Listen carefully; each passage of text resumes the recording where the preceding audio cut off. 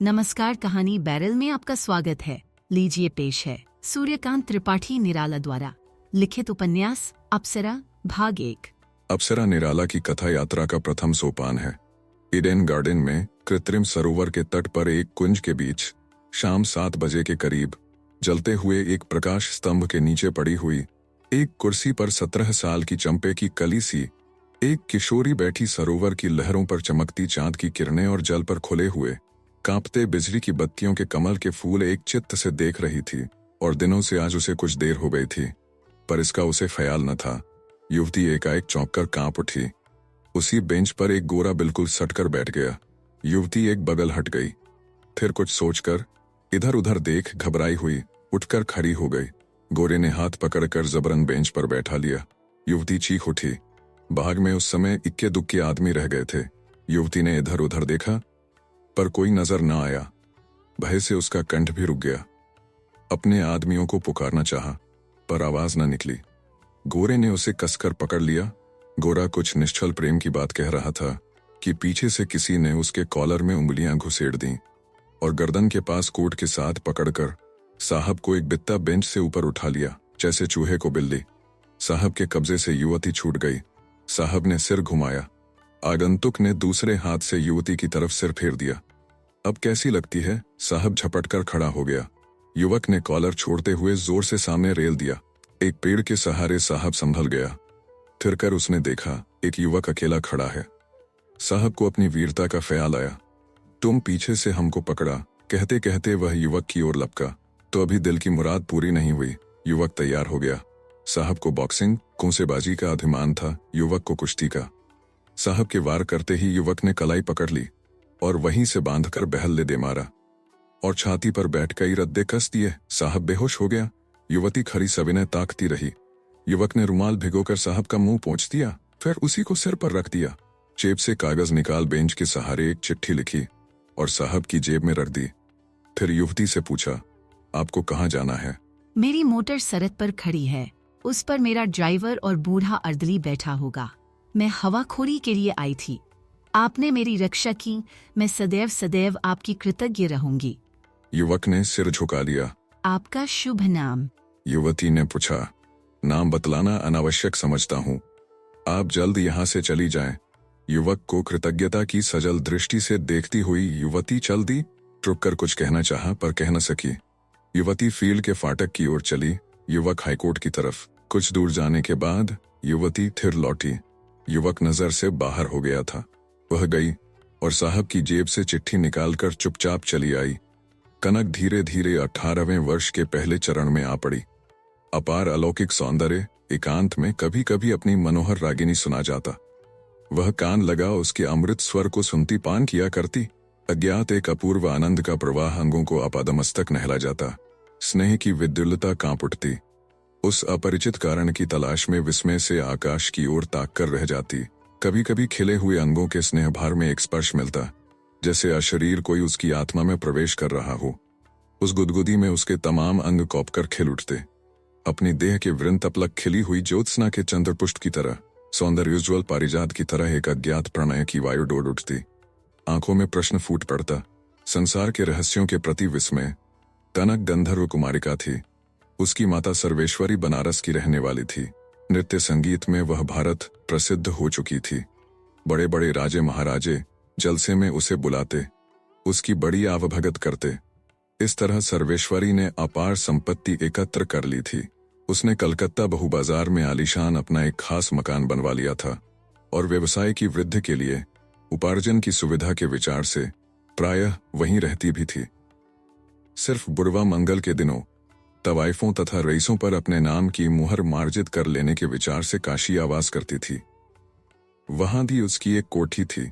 सर्वेश्वरी की इस अथाह संपत्ति की नाव पर एकमात्र उसकी कन्या कनक ही कर्णधार थी। इसलिए कनक में सब तरफ से ज्ञान का थोड़ा थोड़ा प्रकाश भर देना, भविष्य के सुखपूर्वक निर्वाह के लिए, अपनी नाव खेने की सुविधा के लिए उसने आवश्यक समझ लिया था। वह जानती थी कनक अब कली नहीं, उसके अंगों के कुलदल खुल गए हैं। उसके हृदय के चक्र में चारों ओर के सौंदर्य का मधु भर गया है। पर उसका लक्ष्य उसकी शिक्षा की तरफ था। अभी तक उसने उसका जातीय शिक्षा का भार अपने हाथों नहीं लिया। अभी दृष्टि से ही वह कनक को प्यार कर लेती, उपदेश दे देती थी। कार्यतः उसकी तरफ से अलग थी। कभी कभी जब व्यवसाय और व्यवसायों से फुर्सत मिलती, वह कुछ देर के लिए कनक को बुला लिया करती, और हर तरफ से उसने कन्या के लिए स्वतंत्र प्रबंध कर रखा था। उसके पढ़ने का घर में ही इंतजाम कर दिया था। एक अंग्रेज महिला, श्रीमती कैथरीन, 3 घंटे उसे पढ़ा जाया करती थी। 2 घंटे के लिए एक अध्यापक आया करते थे। इस तरह वह शुभ्र स्वच्छ निर्झरिणी विद्या के ज्योत्सना लोक के भीतर से मुखर शब्द कलर करती हुई ज्ञान के समुद्र की ओर आबाद वह चली। हिंदी के अध्यापक उसे पढ़ाते हुए अपनी अर्थ प्राप्ति की कलुषित कामना पर पश्चाताप करते। कुशाग्र बुद्धि शिष्या के भविष्य का पंकिल चित्र खींचते हुए मन ही मन सोचते, इसकी पढ़ाई ऊसर वर्षा है, तलवार में ज्ञान, नागिन का दूध पीना। इसका काटा हुआ एक कदम भी नहीं चल सकता। पर नौकरी छोड़ने की चिंता मात्र से व्याकुल हो उठते थे। उसकी अंग्रेजी की प्राचार्य उसे बाइबल पढ़ाती हुई बड़ी एकाग्रता से देखती और मन ही मन निश्चय करती थी कि किसी दिन उसे प्रभु ईसा की शरण में लाकर कृतार्थ कर देगी। कनक भी अंग्रेजी में जैसी तेज थी, उसे अपनी सफलता पर जरा भी द्विधा न थी। उसकी माता सोचती, इसके हृदय को जिन तारों से बांधकर मैं इसे सजाऊंगी, उनके स्वर झंकार से एक दिन संसार के लोग चकित हो जाएंगे। इसके द्वारा अप्सरा लोक में एक नया ही परिवर्तन कर दूंगी, और वह केवल एक ही अंग में नहीं, चारों तरफ मकान के सभी शून्य छिद्रों को जैसे प्रकाश और वायु भरते रहते हैं। आत्मा का एक ही समुद्र जैसे सभी प्रवाहों का चरम परिणाम है। इस समय कनक अपनी सुगंध से आप ही आश्चर्यचकित हो रही थी। अपने बालपन की बालिका तन्वी कवयित्री को चारों ओर केवल कल्पना का आलोक देख पड़ता था। उसने अभी उसकी किरण तंतुओं से जाल बुनना नहीं सीखा था। काव्य था पर शब्द रचना नहीं। जैसे उस प्रकाश में उसकी तमाम प्रगतियां फंस गई हों, जैसे इस अवरोध से बाहर निकलने की वह राज न जानती हो। वहीं उसका सबसे बड़ा सौंदर्य, उसमें एक अतुल नैसर्गिक विभूति थी। संसार के कुल मनुष्य और वस्तुएं उसकी दृष्टि में मरीचिका के ज्योति चित्रों की तरह आती, अपने यथार्थ स्वरूप में नहीं। कनक की दिनचर्या बहुत साधारण थी। 2 दासियां उसकी देख रेख के लिए थीं, पर उन्हें प्रतिदिन 2 बार उसे नहला देने और 3-4 बार वस्त्र बदलवा देने के इंतजाम में ही जो कुछ थोड़ा सा काम था, बाकी समय यूं ही कटता था। कुछ समय साड़ियां चुनने में लग जाता था। कनक प्रतिदिन शाम को मोटर पर किले के मैदान की तरफ निकलती थी। ड्राइवर की बगल में एक अर्दली बैठता था। पीछे की सीट पर अकेली कनक प्रायः आभरण नहीं पहनती थी। कभी कभी हाथों में सोने की चूड़ियां डाल लेती थी। गले में एक हीरे की कनी का जड़ाऊ हार, कानों में हीरे के 2 चंपे पड़े रहते। संध्या समय 7 बजे के बाद से 10 तक और दिन में भी इसी तरह 7 से 10 तक पड़ती थी। भोजन पान में बिल्कुल सादगी, पर पुष्टिकारक भोजन उसे दिया जाता था। धीरे धीरे ऋतुओं के सोने के पंख फड़का। 1 साल और उड़ गया। मन के खिलते हुए प्रकाश के अनेक झरने उसकी कमल सी आंखों से होकर बह गए। पर अब उसके मुख से आश्चर्य की जग ज्ञान की मुद्रा चित्रित हो जाती। वह स्वयं अब अपने भविष्य के तट पर तुलिका चला लेती है। साल भर से माता के पास उसे नृत्य और संगीत की शिक्षा मिल रही है। इधर उसकी उन्नति के चपल क्रम को देख सर्वेश्वरी पहले की कल्पना की अपेक्षा शिक्षा के पथ पर उसे और दूर तक ले चलने का विचार करने लगी, और गंधर्व जाति के छूटे हुए पूर्व गौरव को स्पर्धा से प्राप्त करने के लिए उसे उत्साह भी दिया करती थी। कनक अपलक ताकती हुई माता के वाक्यों को सप्रमाण सिद्ध करने का मन ही मन निश्चय करती, प्रतिज्ञाएं करती। माता ने उसे सिखलाया, किसी को प्यार मत करना। हमारे लिए प्यार करना आत्मा की कमजोरी है, यह हमारा धर्म नहीं। कनक ने अस्फुट वाणी में मन ही मन प्रतिज्ञा की, यह हमारे लिए आत्मा की कमजोरी है, धर्म नहीं। माता ने कहा, संसार के और लोग भीतर से प्यार करते हैं, हम लोग बाहर से। कनक ने निश्चय किया, और लोग भीतर से प्यार करते हैं, मैं बाहर से करूंगी। माता ने कहा, हमारी जैसी स्थिति है, इस पर ठहरकर भी हम लोक में वैसी ही विभूति, वैसा ही ऐश्वर्य, वैसा ही सम्मान अपनी कला के प्रदर्शन से प्राप्त कर सकती हैं। साथ ही जिस आत्मा को और लोग अपने सर्वस्व का त्याग कर प्राप्त करते हैं, उसे भी हम लोग अपनी कला के उत्कर्ष के द्वारा उसी में लीन होना हमारी मुक्ति है। जो आत्मा सभी सृष्टियों का सूक्ष्मतम तंतु की तरह उनके प्राणों के प्रियतम संगीत को झंकृत करती, जिसे लोग बाहर के कुल संबंधों को छोड़ ध्वनि के द्वारा तन्मय हो प्राप्त करते, उसे हम अपने बाह्य यंत्र के तारों से झंकृत कर मूर्ति में जगा लेती, फिर अपने जलते हुए प्राणों का गरल उसी शिव को मिलकर पिला देती हैं। हमारी मुक्ति इस साधना द्वारा होती है, इसीलिए ऐश्वर्य पर हमारा सदा ही अधिकार रहता है। हम बाहर से जितनी सुंदर, भीतर से उतनी ही कठोर इसीलिए हैं। और लोग बाहर से कठोर पर भीतर से कोमल हुआ करते हैं, इसलिए वे हमें पहचान नहीं पाते और अपने सर्वस्व तक का दान कर हमें पराजित करना चाहते हैं। हमारे प्रेम को प्राप्त कर, जिस पर केवल हमारे कौशल के शिव का ही एकाधिकार है।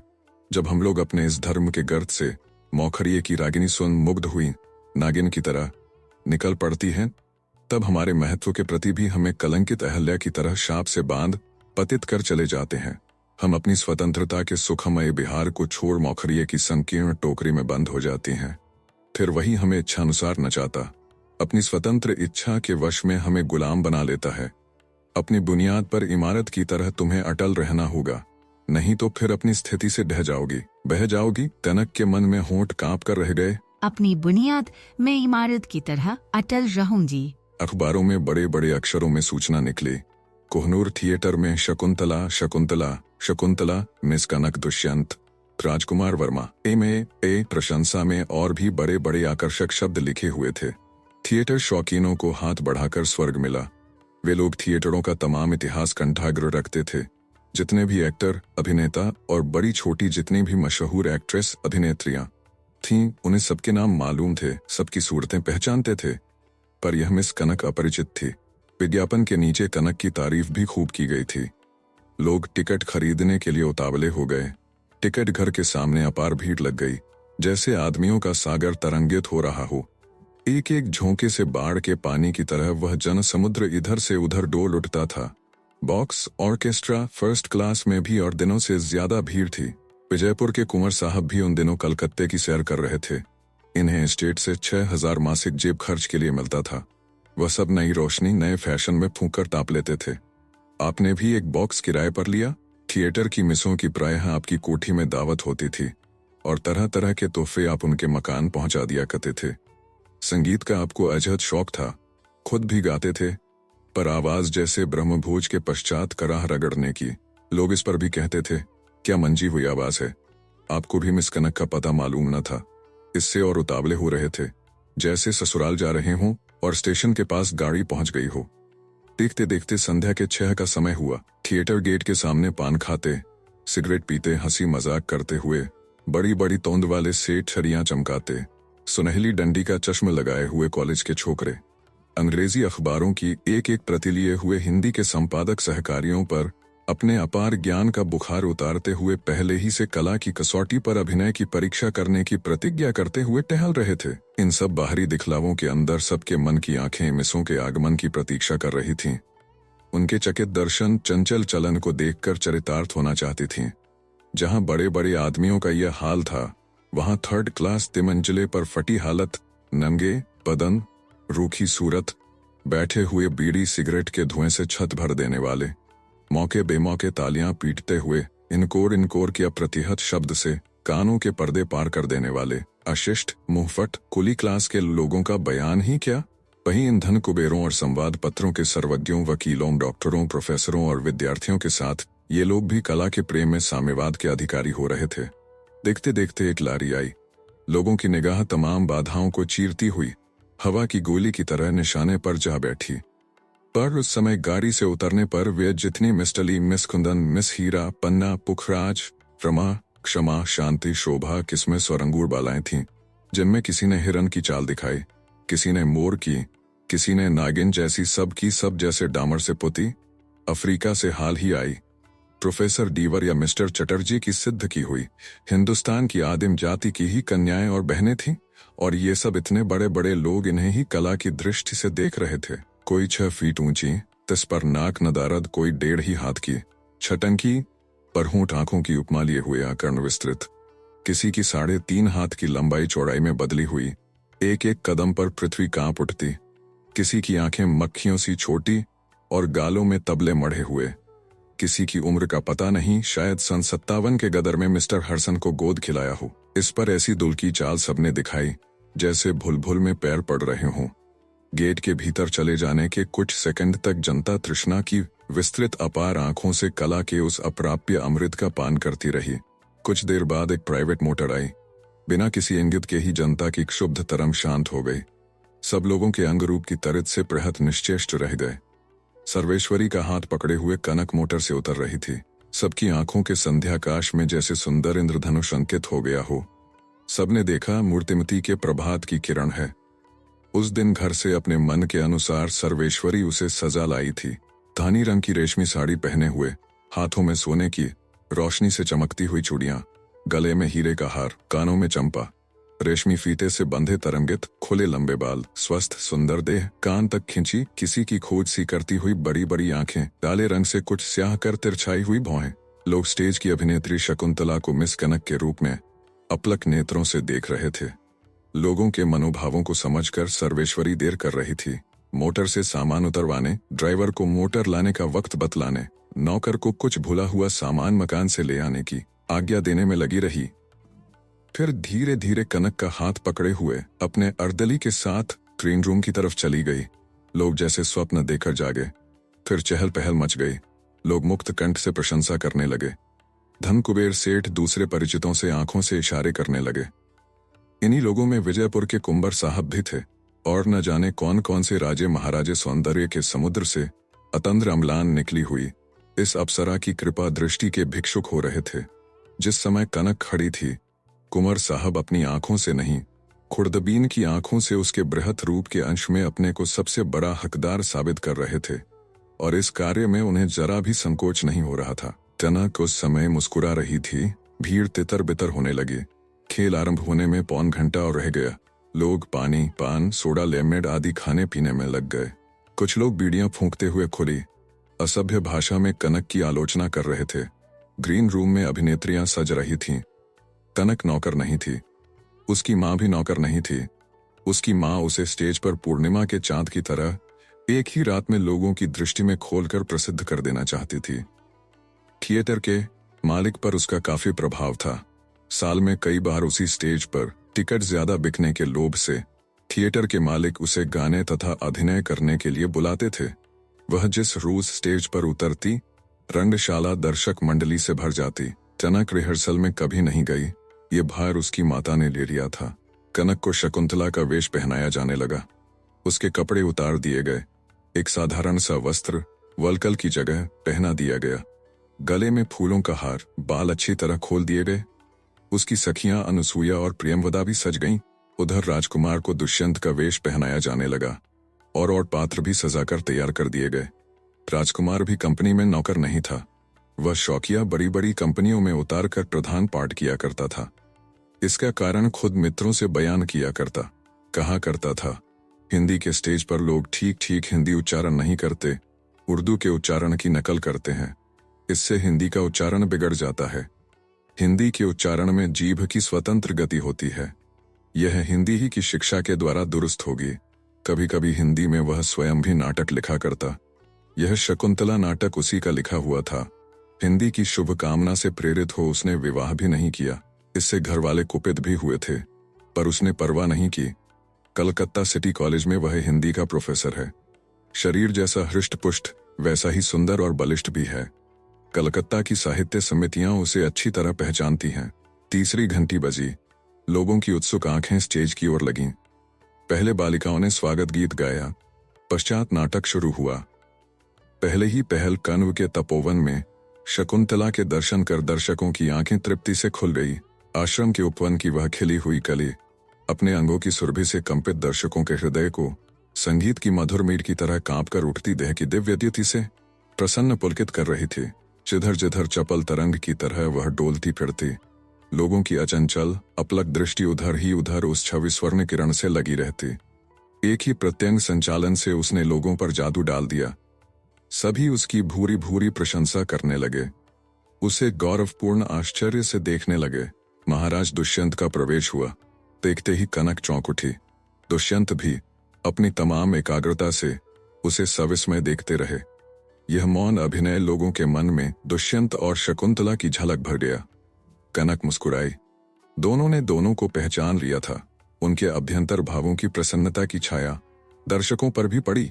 लोगों ने कहा, कितना स्वाभाविक अभिनय हो रहा है। क्रमशः आलाप परिचय, रागरस प्रियता आदि अभिनीत होते रहे।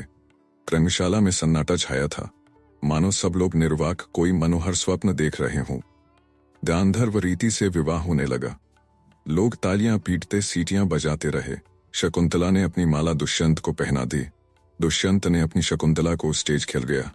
ठीक इसी समय बाहर से भीड़ को ठेलते, चैकरों की भी परवाह न करते हुए कुछ कांस्टेबलों को साथ ले पुलिस के दारोगाजी बड़ी गंभीरता से स्टेज के सामने आ धमके। लोग विस्मय की दृष्टि से एक दूसरा नाटक देखने लगे। दारोगाजी ने मैनेजर को पुकार कर कहा, यहाँ इस नाटक मंडली में राजकुमार वर्मा कौन है? उसके नाम वारंट है, हम उसे गिरफ्तार करेंगे। तमाम स्टेज थर्रा गया। उसी समय लोगों ने देखा राजकुमार वर्मा दुष्यंत की ही सम्राट चाल से निशंक वन्य दृश्य पट के किनारे से स्टेज के बिल्कुल सामने आकर खड़ा हो गया और वीर दृष्टि से दारोगा को देखने लगा। वह दृष्टि कह रही थी, हमें गिरफ्तार होने का बिल्कुल खौफ नहीं। तनक भी शकुंतला के अभिनय को सार्थक करती हुई किनारे से चलकर अपने प्रिय पति के पास आ उसका हाथ पकड़ दारोगा को निस्संकोच दृप्त दृष्टि से देखने लगी। कनक को देखते ही शहद की मक्खियों की तरह दारोगा की आंखें उससे लिपट गई। दर्शक नाटक देखने के लिए चंचल हो उठे।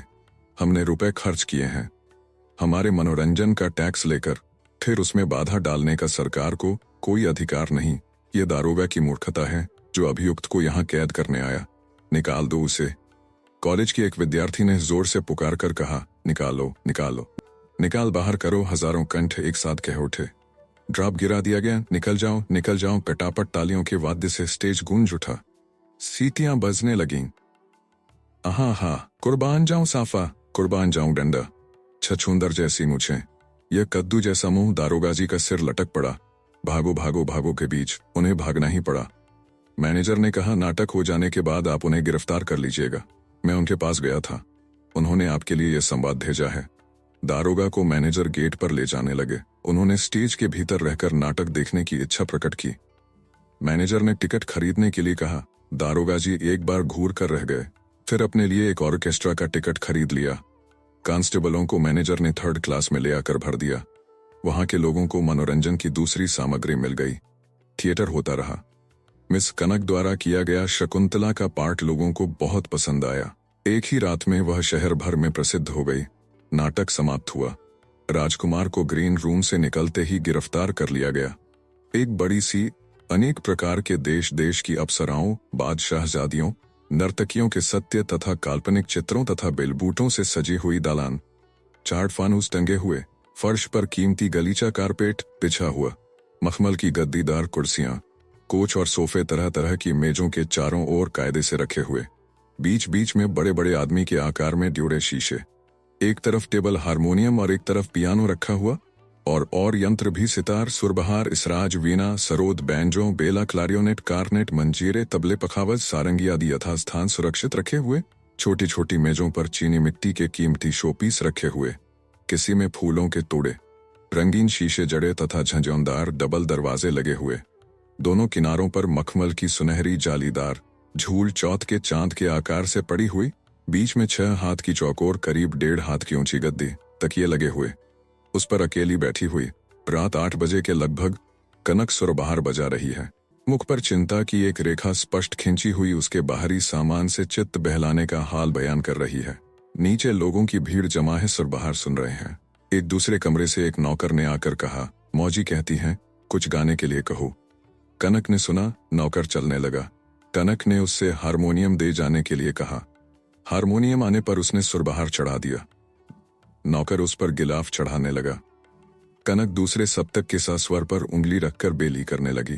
गाने से जीव चट रहा था, पर माता की आज्ञा थी। उसने गाया, प्यार करती हूँ अली, इसलिए मुझे भी करते हैं। ये प्यार बह गई हूँ अजान की ओर, इसलिए वह जाता संसार। रुके नहीं धनी चरण घाट पर, देखा मैंने मरण बाट पर। टूट गए सब आठ ठाट, घर छूट गया परिवार, तभी सखी करते हैं वे प्यार। आह बही या बहा दिया था, खींची स्वयं या खींच लिया था। नहीं याद कुछ कि क्या किया था, हुई जीत या हार तभी रे करते हैं वे प्यार। खुले नयन जब रही सदा तिर स्नेह तरंगों पर उठ उठ कर, सुखद पालने पर मैं फिर करती थी श्रृंगार, मुझे तब करते हैं वे प्यार। कर्म कुसुम अपने सब चुन चुन, निर्जन ने प्रिय के गिन गिन गुन, गूंथ निपुण कर से उनको सुन, पहनाया था हार, इसलिए करते हैं वे प्यार। कनक ने कल्याण में भरकर यमन गाया। नीचे कई सौ आदमी मंत्रमुग्ध से खड़े हुए सुन रहे थे। गाने से प्रसन्न हो सर्वेश्वरी ने अपने कमरे से उठकर कनक के पास आकर बैठ गई। गाना समाप्त हुआ। सर्वेश्वरी ने प्यार से कन्या का चिंतित मुख चूम लिया। तभी नीचे से एक नौकर ने आकर कहा, विजयपुर के कुंवर साहब के यहाँ से एक बाबू आए हैं, कुछ बातचीत करना चाहते हैं। सर्वेश्वरी नीचे अपने 2 मंजिल वाले कमरे में उतर गई। यह कनक का कमरा था। अभी कुछ दिन हुए कनक के लिए सर्वेश्वरी ने सजाया था। कुछ देर बाद सर्वेश्वरी लौटकर ऊपर आई। कनक से कहा, कुंवर साहब विजयपुर तुम्हारा गाना सुनना चाहते हैं। मेरा गाना सुनना चाहते हैं? कनक सोचने लगी। अम्मा, कनक ने कहा, मैं रईसों की महफिल में गाना नहीं गाऊंगी। नहीं, वह यहीं आएंगे, बस 2-4 चीजें सुना दो। तबीयत अच्छी न हो तो कहो, कह दें, फिर कभी आएंगे। अच्छा अम्मा, किसी कीमती खूबसूरत पत्ते पर हुई ओस की बूंद अगर हवा के झोंके से जमीन पर गिर जाए तो अच्छा, या प्रभात के सूर्य से चमकती हुई उसकी किरणों से खेलकर फिर अपने निवास स्थान आकाश को चली जाए। दोनों अच्छे हैं उसके लिए। हवा के झूले का आनंद किरणों से हंसने में नहीं, वैसे ही किरणों से हंसने का आनंद हवा के झूले में नहीं, और अंततः वह स्थान तो पहुंच ही जाती है, गिरे या डाल पर सूख जाए। और अगर हवा में झूलने से पहले ही सूखकर उड़ गई हो तब तो बात ही और है। मैं उसे यथार्थ रंगीन पंखों वाली परी मानती हूँ। क्या तू खुद ही परी बनना चाहती है? हाँ अम्मा, मैं कला को कला की दृष्टि से देखती हूँ। क्या उससे अर्थ प्राप्ति करना उसके महत्व को घटा देना नहीं? ठीक है, पर यह एक प्रकार का समझौता है। अर्थ वाले अर्थ देते हैं और कला के जानकार उसका आनंद। संसार में एक दूसरे से ऐसा ही संबंध है। कला के ज्ञान के साथ ही साथ कुछ ऐसी गंदगी भी हम लोगों के चरित्र में रहती है जिससे मुझे सख्त नफरत है। माता चुप रही। कन्या के विशद अभिप्राय को ताड़कर कहा, तुम इससे बच रहकर भी अपने ही जीने से छत पर जा सकती हो, जहाँ सबकी तरह तुम्हें भी आकाश तथा प्रकाश का बराबर अंश मिल सकता है। मैं इतना सब नहीं समझती भी हूँ तो भी मुझे कला को एक सीमा में परिणत रखना अच्छा लगता है। ज्यादा विस्तार से वह कलुषित हो जाती है, जैसे बहाव का पानी। उसमें गंदगी डालकर भी लोग उसे पवित्र मानते हैं, पर कुएं के लिए यह बात सार्थक नहीं। स्वास्थ्य के विचार से कुएं का पानी बहते हुए पानी से बुरा नहीं। विस्तृत व्याख्या तथा अधिक बहाव के कारण अच्छे से अच्छे कृत्य बुरे धब्बों से रंगे रहते हैं। प्रवृत्ति के वशीभूत हो लोग अनर्थ करने लगते हैं। यही अत्याचार धार्मिक अनुष्ठानों में प्रत्यक्ष हो रहा है, पर बृहत अपनी महत्ता में बहत ही है। बहाव और कुएं वाली बात जंचटर भी फीकी रही। सुनो अम्मा, तुम्हारी कनक अब तुम्हारी नहीं रही। उसके हार में ईश्वर ने एक नीलम जड़ दिया है। सर्वेश्वरी ने ताज्जुब की निगाह से कन्या को देखा। कुछ उसका मतलब वह समझ गई, पर उसने कन्या से पूछा, तुम्हारे कहने का मतलब? यह। कनक ने हाथ की चूड़ी कलाई उठाकर दिखाई। सर्वेश्वरी हंसने लगी। तमाशा कर रही है? यह कौन सा खेल? नहीं अम्मा। कनक गंभीर हो गई। चेहरे पर एक स्थिर प्रौढ़ता झलकने लगी। मैं ठीक कहती हूँ, मैं ब्याही हुई हूँ। अब मैं महफिल में गाना नहीं गाऊंगी। अगर कहीं गाऊंगी भी तो खूब सोच समझकर, जिससे मुझे संतोष रहे। सर्वेश्वरी अपलक दृष्टि से कनक को देखती रही। यह विवाह कब हुआ और किससे हुआ, किया किसने? यह विवाह आपने किया, ईश्वर की इच्छा से कोहनूर कंपनी के स्टेज पर कल हुआ, दुष्यंत का पाठ करने वाले राजकुमार के साथ। शकुंतला के रूप में सजी हुई तुम्हारी कनक का ये चूड़ियां एक एक दोनों हाथों में इस प्रमाण की रक्षा के लिए मैंने पहन ली हैं।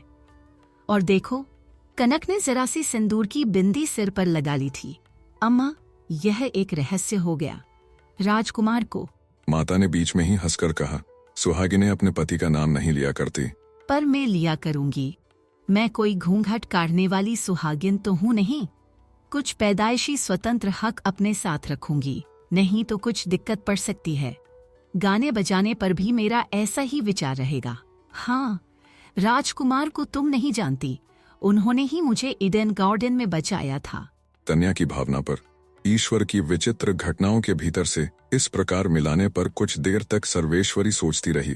देखा, उसके हृदय के कमल पर कनक की इस उक्ति की किरण सूर्य की किरण की तरह पड़ रही थी, जिससे आप ही आप उसके सब दल प्रकाश की ओर खुलते जा रहे थे।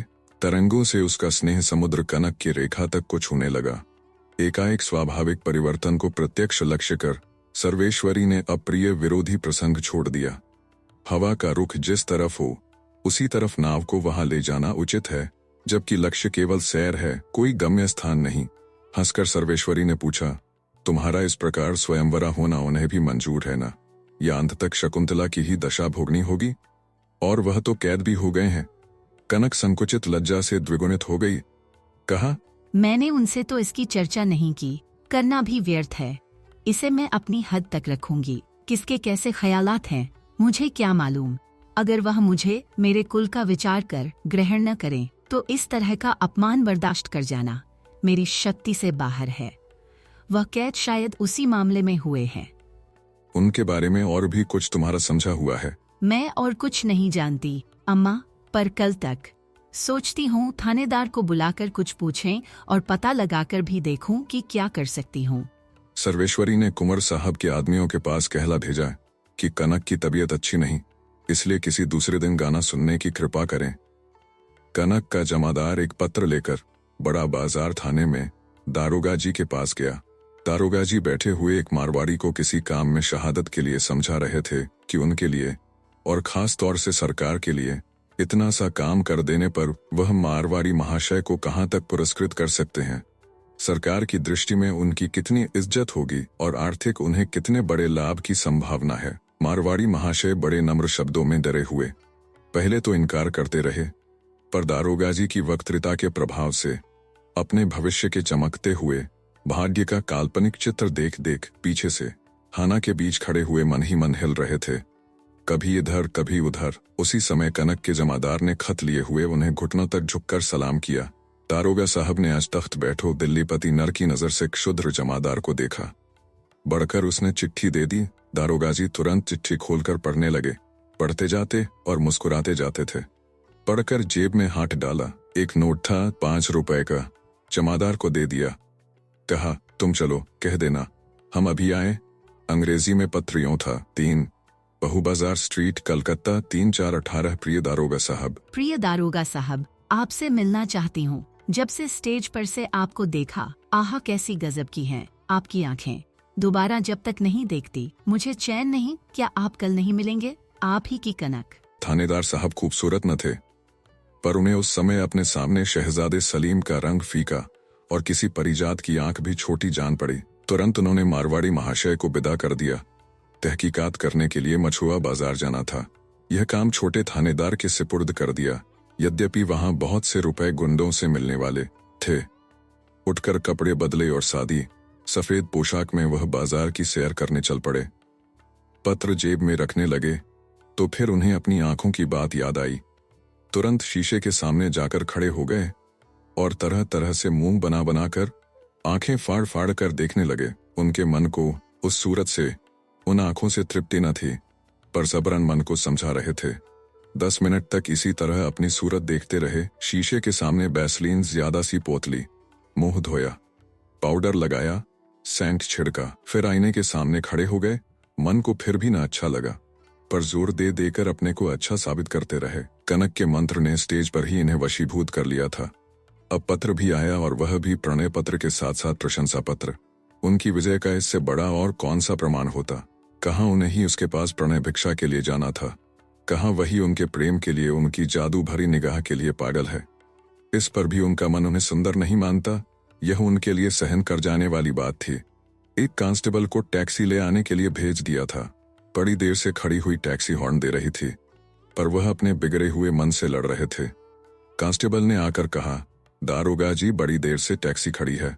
तब आपने छड़ी उठाई और थाने से बाहर हो गए। सड़क पर टैक्सी खड़ी थी, बैठ गए। कहा, बहु बाजार। ड्राइवर बहु बाजार चल दिया। जकरिया स्ट्रीट के बराबर टैक्सी पहुंची। तब आपको याद आया कि टोपी भूल आए हैं। कहा, अरे ड्राइवर भाई, जरा फिर थाने चलो। गाड़ी फिर थाने आई। आप अपने कमरे से टोपी लेकर फिर टैक्सी पर पहुंचे। टैक्सी पुनः बहु बाजार चली। 3 नंबर के आलीशान मकान के नीचे टैक्सी खड़ी हो गई। पुरस्कृत जमादार ने लौटकर अपने पुरस्कार का हाल कनक से कह दिया था। कनक ने उसे ही द्वार पर दारोगा साहब के स्वागत के लिए रखा था और समझा दिया था कि बड़े अदब से 2 मंजिले वाले कमरे में, जिसमें मैं पढ़ती थी, बैठाना और तब मुझे खबर देना। जमादार ने सलाम कर थानेदार साहब को उसी कमरे में ले जाकर एक कोच पर बैठाया और फिर ऊपर कनक को खबर देने के लिए गया। कमरे में शीशेदार अलमारियों में कनक की किताबें रखी थीं। उनकी जिल्दों पर सुनहरे अक्षरों से किताबों के नाम लिखे हुए थे।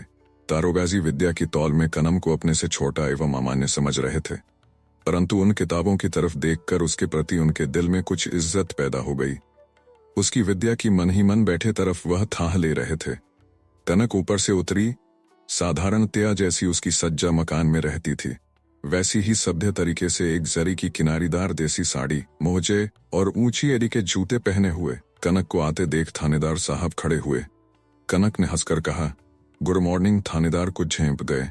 डरे कि कहीं बातचीत का सिलसिला अंग्रेजी में इसने चलाया तो नाक कट जाएगी। इस व्याधि से बचने के लिए उन्होंने स्वयं ही हिंदी में बातचीत छेड़ दी। आपका नाटक कल देखा। मैं सच कहता हूँ, ईश्वर जाने, ऐसा नाटक जिंदगी भर मैंने नहीं देखा। आपको पसंद आया? मेरे भाग्य। माँ तो उसमें तरह तरह की त्रुटियां निकालती है। कहती है अभी बहुत कुछ सीखना है, तारीफ वाली अभी कोई बात नहीं हुई। कनक ने बातचीत का रुख बदला। सोचा इस तरह व्यर्थ ही समय नष्ट करना होगा। बोली, आप हम लोगों के यहाँ जलपान करने में शायद संकोच करें। मोटी हंसी हंसकर दारोगा ने कहा, संकोच? संकोच का तो यहाँ नाम नहीं, और फिर तू आपके यहाँ। कनक ने दारोगा जी का आंतरिक भाव समझ लिया था। नौकर को आवाज दी। नौकर आया। उससे खाना लाने के लिए कहकर अलमारी से खुद उठकर एक रेड लेबल और 2 बोतलें सोडे की निकाली। शीशे की एक गिलास में एक बड़ा पैक डालते हुए कनक ने कहा, आप मुझे तुम ही कहें। कितना मधुर शब्द है तुम मिलाने वाला है। आप शिष्टता की तलवार से 2 जुड़े हुओं को काट कर जुदा कर देने वाला। दारोगा जी बाग बाग हो गए। बादल से काले मुंह की हंसी में सफेद दांतों की कतार बिजली की तरह चमक उठी। कनक ने बड़े जोर से सिर गड़ाकर हंसी रोकी। थानेदार साहब की तरफ अपने जीवन का पहला ही कटाक्ष कर कनक ने देखा, तीर अचूक बैठा है, पर उसके कलेजे में बिच्छू डंक मार रहे थे। कनक ने गिलास में कुछ सोडा डालकर थानेदार साहब को दिया। वह बिना हाना किए लेकर पी गए। कनक ने दूसरा पैक ढाला, उसे भी पी गए। तीसरा ढाला, उसे भी पी लिया। तब तक नौकर खाना लेकर आ गया। कनक ने सहूलियत से मेज पर रखवा दिया। थानेदार साहब ने कहा, अब मैं तुम्हें पिलाऊं? कनक ने भौहें चढ़ा लीं। आज शाम को नवाब साहब मुर्शिदाबाद के यहाँ मेरा मुजरा है। माफ कीजिएगा, किसी दूसरे दिन आइएगा, तब पीऊंगी। पर मैं शराब नहीं पीती, पोर्ट वाइन पीती हूँ। आप मेरे लिए एक लेते आइएगा। थानेदार साहब ने कहा, अच्छा, खाना तो साथ खाओ। कनक ने एक टुकड़ा उठाकर खाया। थानेदार भी खाने लगे। कनक ने कहा, मैं नाश्ता कर चुकी हूँ, माफ फरमाइएगा। बस। उसने वहीं नीचे रखे हुए तांबे के एक बड़े से बर्तन में हाथ मुंह धोकर डिब्बे से निकालकर पान खाया। दारोगाजी खाते रहे। कनक ने डरते हुए चौथा पैक तैयार कर सामने रख दिया। खाते खाते थानेदार साहब उसे भी पी गए। कनक उनकी आंखों में चढ़ता सरूर देख रही थी। धीरे धीरे थानेदार साहब का प्रेम प्रबल रूप धारण करने लगा। शराब की जैसी वृष्टि हुई थी, उनकी नदी में वैसी ही बाढ़ भी आ गई। कनक ने 5वां पैक तैयार किया। थानेदार साहब भी प्रेम की इस परीक्षा में फेल हो जाने वाले आदमी न थे। इनकार नहीं किया। खाना खा चुकने के बाद नौकर ने उनको हाथ धुला दिए। धीरे धीरे उनके शब्दों में प्रेम का तूफान उठ चला। कनक डर रही थी कि वह इतना सब सहन कर सकेगी या नहीं। वह उन्हें माता की बैठक में ले गई। सर्वेश्वरी दूसरे कमरे में चली गई थी। गद्दे पर पड़ते ही थानेदार साहब लंबे हो गए। कनक ने हारमोनियम उठाया, बजाते हुए पूछा, वह जो कल दुष्यंत बना था, उसे गिरफ्तार क्यों किया आपने? कुछ समझ में नहीं आया। उससे हैमिल्टन साहब नाराज हैं। उस पर बदमाशी का चार्ज लगाया गया है। ये हैमिल्टन साहब कौन है? अपने सुपरिंटेंडेंट पुलिस हैं। कहाँ रहते हैं? कनक ने एक गद का चरण बजाकर पूछा। रोडन स्ट्रीट, नन 5, उन्हीं का बंगला है। क्या राजकुमार को सजा हो गई है? नहीं, कल पेशी है। पुलिस की शहादत गुजर जाने पर सजा हो जाएगी। मैं तो बहुत डरी जब आपको वहाँ देखा। आंखें मूंदे हुए दारोगाजी मूंछों पर ताव देने लगे। पर मैं कहूंगी, आप जैसा खूबसूरत जवान बना चुना, मुझे दूसरा नहीं नजर आया। दारोगाजी उठकर बैठ गए। इसी सिलसिले में प्रासंगिक अप्रासंगिक, सुनने लायक न सुनने लायक बहुत सी बातें कह गए। धीरे धीरे लड़कर आए हुए भैंसे की आंखों की तरह आंखें खूनी हो चलीं। भले बुरे की लगाम मन के हाथ से छूट गई। इस अनर्गल शब्द प्रवाह को बेहोश होने की घड़ी तक रोक रखने के अभिप्राय से कनक गाने लगी।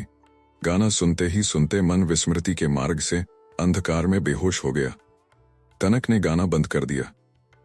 उठकर दारोगा जी के पॉकेट की तलाशी ली। कुछ नोट थे और उसकी चिट्ठी।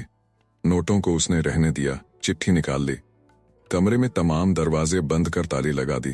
कनक घबरा उठी। क्या करें, कुछ समझ में नहीं आ रहा था। राजकुमार के बारे में जितना ही सोचती, चिंताओं की छोटी बड़ी अनेक तरंगों आवर्तों से मन मथ जाता, पर उन चिंताओं के भीतर से उपाय की कोई मणि नहीं मिल रही थी जिसकी प्रभा उसके मार्ग को प्रकाशित करती। राजकुमार के प्रति उसके प्रेम का यह प्रखर प्रवाह बंदी हुई जल राशि से छूटकर अनुकूल पथ पर वह चलने की तरह स्वाभाविक और सार्थक था। पहले ही दिन उसने राजकुमार के शौर्य का जैसा दृश्य देखा था, उसके सबसे एकांत स्थान पर जहां तमाम जीवन में मुश्किल से किसी का प्रवेश होता है, पत्थर के अक्षरों की तरह उसका पौरुष चित्रित हो गया था। सबसे बड़ी बात जो रह रहकर उसे याद आती थी, वह राजकुमार की उसके प्रति श्रद्धा थी।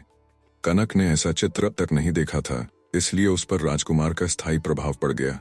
माता की समस्त मौखिक शिक्षा इस प्रत्यक्ष उदाहरण के सामने पराजित हो गई, और वह जिस तरह की शिक्षा के भीतर से आ रही थी, परिचय के पहले ही प्रभात में किसी मनोहर दृश्य पर उसकी दृष्टि का बंध जाना, अटक जाना उसके उस जीवन की स्वच्छ अबाध प्रगति का उचित परिणाम ही हुआ।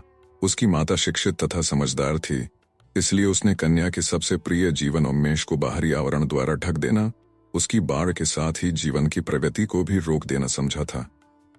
सोचते सोचते कनक को याद आया, उसने साहब की जेब से एक चिट्ठी निकाली थी, फिर उसे अपनी फाइल में रख दिया था। वह तुरंत उठकर फाइल की तलाशी लेने लगी।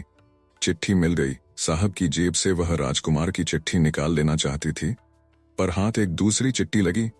उस समय घबराहट में वहां उसने पढ़कर नहीं देखा। घर जाकर खोला तो काम की बातें न मिली। उसने चिट्ठी को फाइल में नत्थी कर दिया। उसने देखा था, युवक ने पेंसिल से पत्र लिखा है, पर यह स्याही से लिखा गया था। इसकी बातें भी उस सिलसिले से नहीं मिलती थीं। इस तरह ऊपरी दृष्टि से देखकर ही उसने चिट्ठी रख दी। आज निकालकर फिर पढ़ने लगी। एक बार, दो बार, तीन बार पढ़ा। बड़ी प्रसन्न हुई। यह वही हैमिल्टन साहब थे। वह हो न हो, पर यह पत्र हैमिल्टन साहब ही के नाम लिखा गया था। उसके एक दूसरे अंग्रेज मित्र मिस्टर चर्चित द्वारा। मजमून था रिश्वत और अन्याय का। कनक की आंखें चमक उठी। इस कार्य में सहायता की बात सोचते ही उसे मिसेस कैथरीन की आई। अब कनक पढ़ती नहीं, इसीलिए मिसेस कैथरीन का आना बंद है। कभी कभी आकर मिल जाती। मकान में पढ़ने की किताबें पसंद कर जाया करती। वह अब भी कनक को वैसे ही प्यार करती हैं। कभी कभी पाश्चात्य कला, संगीत और नृत्य की शिक्षा के लिए साथ यूरोप चलने की चर्चा भी करती। सर्वेश्वरी की भी उसे यूरोप भेजने की इच्छा थी, पर पहले वह अच्छी तरह से उसे अपनी शिक्षा दे देना चाहती थी। कनक ने ड्राइवर से मोटर लाने के लिए कहा और कपड़े बदलकर चलने को तैयार हो गई। मोटर में बैठकर ड्राइवर से पार्क स्ट्रीट चलने के लिए कहा। कितनी व्यग्रता! जितने भी दृश्य आंखों पर पड़ते हैं जैसे बिना प्राणों के हों। दृष्टि कहीं भी नहीं ठहरती। पलकों पर एक ही स्वप्न संसार की अपार कल्पनाओं से मधुर हो रहा है। व्यग्रता ही इस समय यथार्थ जीवन है, और सिद्धि के लिए वेदना के भीतर से काम्य साधना अंतर जगत के कुल अंधकार को दूर करने के लिए उसका ही प्रदीप पर्याप्त है। उसके हृदय की लता को सौंदर्य की सुगंध से पूरित रखने के लिए उसका एक ही फूल बस है। तमाम भावनाओं के तार अलग अलग स्वरों में झंकार करते हैं। उसकी रागिनी से एक ही तार मिला हुआ है। असंख्य ताराओं की आवश्यकता नहीं, उसके झरोखे से एक ही चंद्र की किरण उसे प्रिय है। तमाम संसार जैसे अनेक कलरवों के बुद्बुद गीतों से समुद्वेलित, क्षुब्ध और पैरों को स्खलित कर बहा ले जाने वाला विपत्ति संकुल है। एक ही बय को हृदय से लगा, तैरती हुई वह पार जा सकेगी। सृष्टि के सब रहस्य इस महाप्रलय में डूब गए हैं।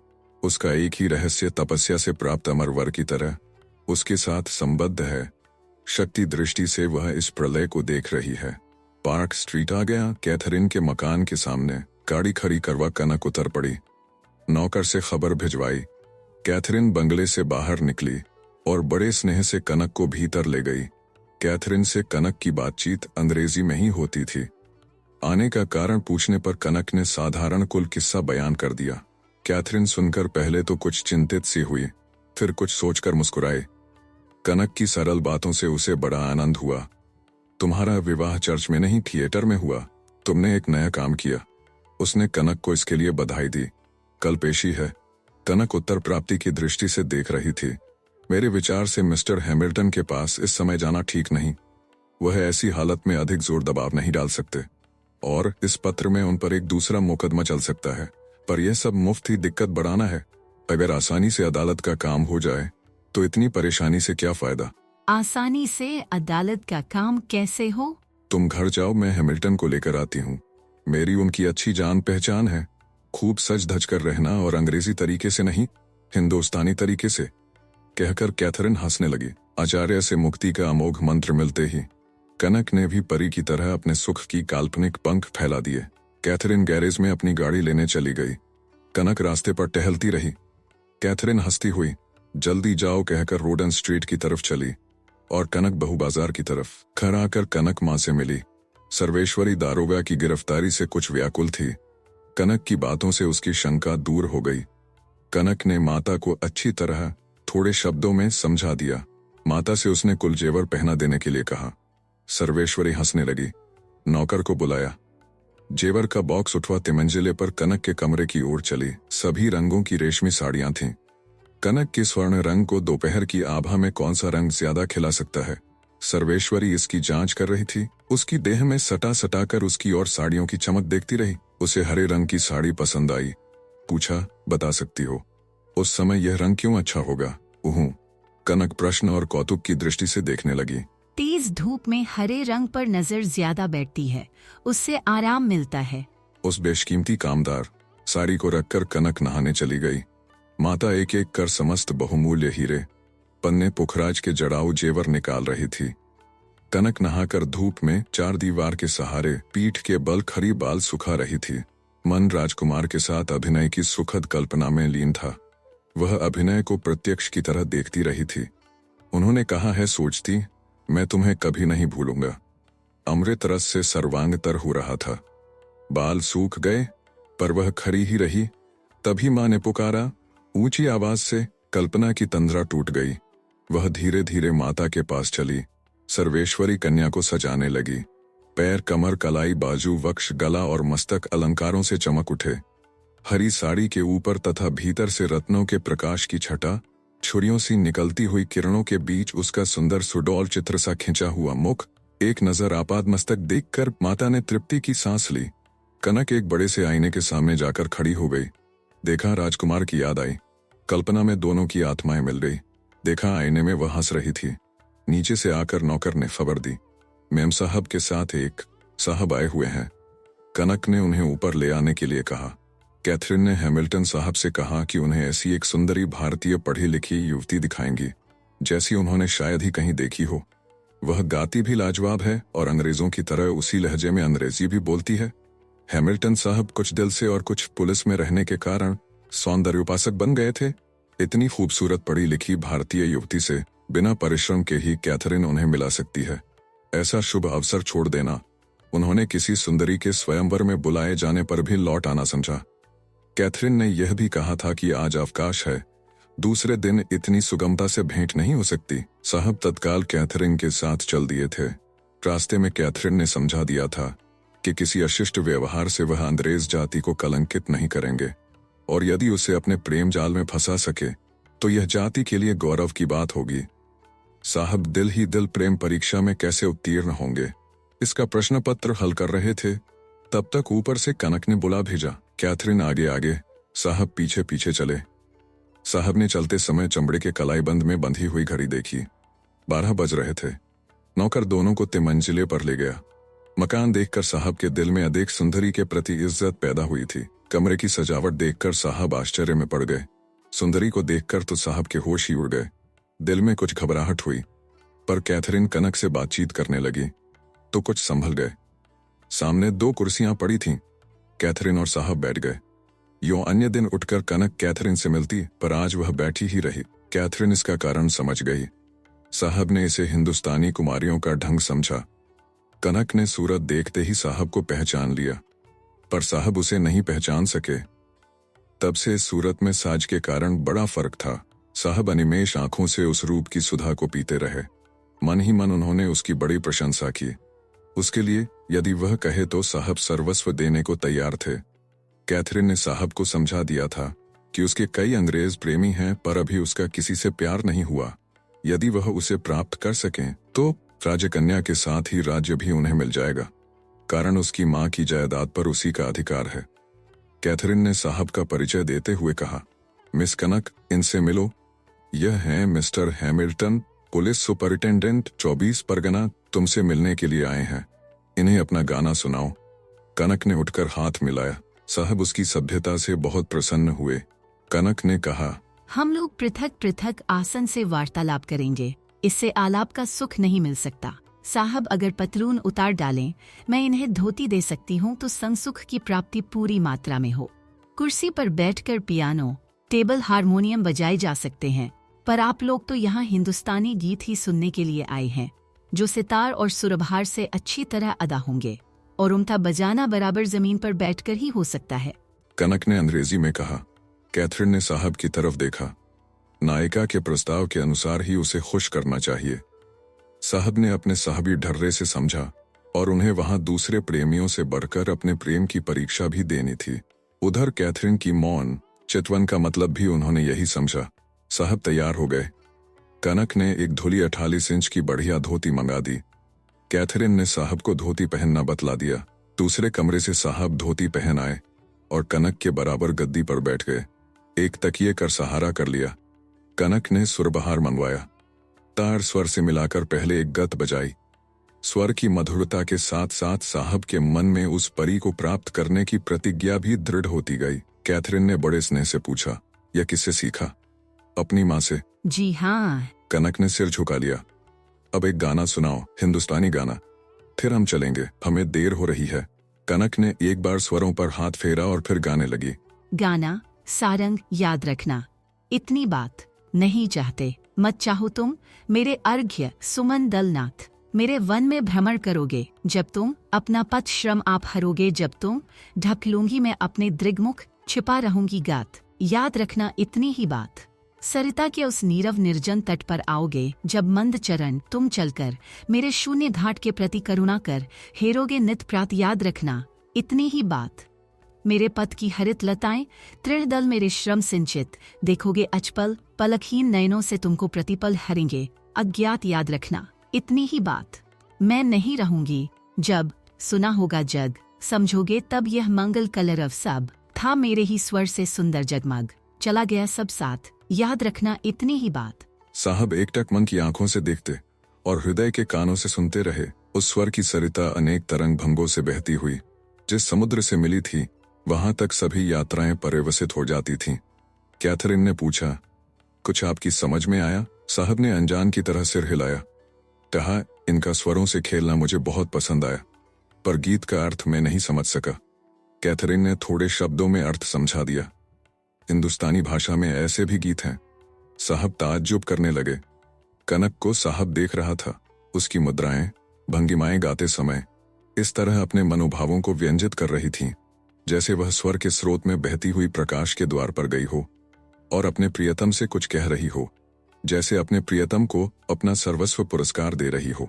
संगीत के लिए कैथरीन ने कनक को धन्यवाद दिया और साहब को अपने चलने का संवाद, साथ ही उन्हें समझा दिया कि उसकी इच्छा हो तो कुछ वह वहां ठहर सकते हैं। कनक ने सुरबहार एक बगल रख दिया। एकांत में प्रिय कल्पना से, अभीप्सित की प्राप्ति के लोभ से साहब ने कहा, अच्छा आप चलें, मैं कुछ देर बाद आ जाऊंगा। कैथरीन चली गई। साहब को एकांत मिला। कनक बातचीत करने लगी। साहब कनक पर कुछ अपना भी प्रभाव जतलाना चाहते थे और दैवात कनक ने प्रसंग भी वैसा ही छेड़ दिया। देखिए, हम हिंदुस्तानी हैं, प्रेम की बातें हिंदी में कीजिए। आप 24 परगने के पुलिस सुपरिंटेंडेंट हैं। हाँ, थोड़ी ऊंची कर साहब ने सगर्व कहा, और जहां तक तनते बना तन गए। आपकी शादी तो हो गई होगी। साहब की शादी हो गई थी, पर मेम साहब को कुछ दिन बाद आप पसंद नहीं आए, इसलिए इनके भारत आने से पहले ही वह इन्हें तलाक दे चुकी थीं, एक साधारण से कारण को बहुत बढ़ाकर। पर यह साहब साफ इनकार कर गए और इसे ही उन्होंने प्रेम बढ़ाने का उपाय समझा। अच्छा, अब तक आप अविवाहित हैं? आपसे किसी का प्रेम नहीं हुआ? हमको अभी तक कोई पसंद नहीं आया। अब तुमको पसंद करता। साहब कुछ नजदीक खिसक आए। कनक डरी। उपाय एक ही उसने आजमाया था, और उसी का उपयोग वह साहब के लिए भी कर बैठी। बोली, शराब पीजिएगा? हमारे यहाँ शराब पिलाने की चाल है। साहब पीछे कदम धरने वाले न थे, उन्होंने स्वीकार कर लिया। कनक ने ईश्वर को धन्यवाद दिया, नौकर से शराब और सोडा मंगवाया। तो अब तक किसी से प्यार नहीं किया, सच कहिएगा? आम सच बोलता, किसी को भी नहीं। साहब को पैग तैयार कर एक गिलास में दिया। साहब बड़े अदब से पी गए। दूसरा, तीसरा, चौथा, पांचवें पर इनकार कर गए। अधिक शराब जल्दी जल्दी पी जाने से नशा तेज होता है, यह कनक जानती थी, इसीलिए वह फुर्ती कर रही थी। साहब को भी अपनी शराब पाचन शक्ति का परिचय देना था, साथ ही अपने अकृत्रिम प्रेम की परीक्षा। कनक ने सोचा, भूत सिद्धि की तरह हमेशा भूत को एक काम देते रहना चाहिए, नहीं तो कहा गया है वह अपने साधक पर ही सवारी कस बैठता है। कनक ने तुरंत फरमाइश की, कुछ गाओ और नाचो, मैं तुम्हारा विदेशी नाच देखना चाहती हूँ। तब तुम भी आओ। यहाँ डांसिंग स्टेज कहाँ? यही नाचो, पर मुझे नाचना नहीं आता, मैं तो सिर्फ गाती हूँ। अच्छा, तुम बोलता तो हम नाच सकता। साहब अपनी भोंपू आवाज में गाने और नाचने लगे। कनक देख देख कर हंस रही थी।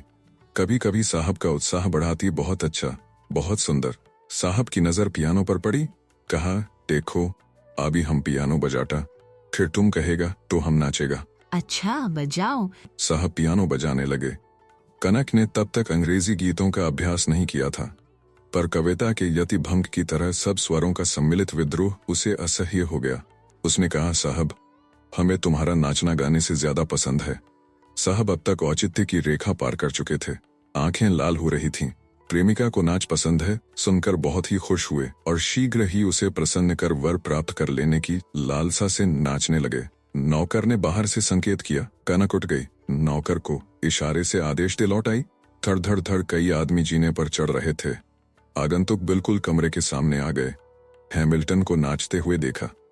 हैमिल्टन ने भी उन्हें देखा, पर उनकी परवाह न कर नाचते ही रहे। ओ, तुम दूसरे हो रॉबिन्सन? हैमिल्टन ने पुकार कर कहा। नहीं, मैं चौथा हूं, रॉबिन्सन ने बढ़ते हुए जवाब दिया। तितलियों सी मूछें, लंबे तगड़े रॉबिन्सन साहब मजिस्ट्रेट थे। कैथरीन के पीछे पीछे कमरे के भीतर गए। कई और आदमी भी साथ थे। कुर्सियां खाली थीं, बैठ गए। कैथरीन ने कनक से रॉबिन्सन साहब से हाथ मिलाने के लिए कहा, यह मजिस्ट्रेट हैं, तुम अपना कुल किस्सा इनसे बयान कर दो। हैमिल्टन को धोती पहने नाचता हुआ देख रॉबिन्सन बारूद हो गए थे। कनक ने हैमिल्टन की जेब से निकाली हुई चिट्ठी साहब को दे दी। पढ़ते ही आग में पेट्रोल पड़ गया। कनक कहने लगी, एक दिन मैं ईडन गार्डन में तालाब के किनारे वाली बेंच पर अकेली बैठी थी। हैमिल्टन ने मुझे पकड़ लिया और मुझे जैसे अशिष्ट शब्द कहे, मैं कह नहीं सकती।